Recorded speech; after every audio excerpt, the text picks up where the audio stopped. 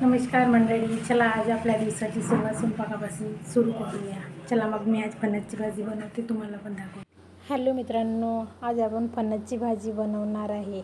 सगळ्यात पहिले चांगले मोठाले 2 कांदे कापून घ्यायचे आणि 3 टमाटर कापले मी आणि खडे मसाले घ्यायचे.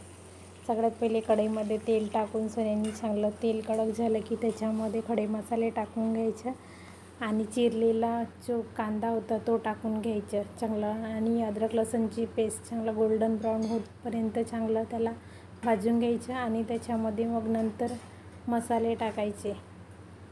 तिखट, हळद, मीठ आणि मसाला टाकून घ्यायचा आणि त्याच्यानंतर चांगले तेलामध्ये झालं तिखट मीठ की त्याच्यानंतर मग टमाटर टाकून घ्यायचे आणि त्याला चांगलं तेल सुटेपर्यंत चांगलं होऊ द्यायचं.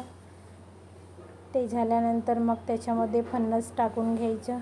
फणस चांगलं तेलामध्ये होऊ द्यायचं आणि तेलामध्ये झाल्यानंतर त्याच्यात चांगलं झाकून ठेवून सोन्याने त्याच्यामध्ये मग थोडं गरम पाणी ॲड करायचं.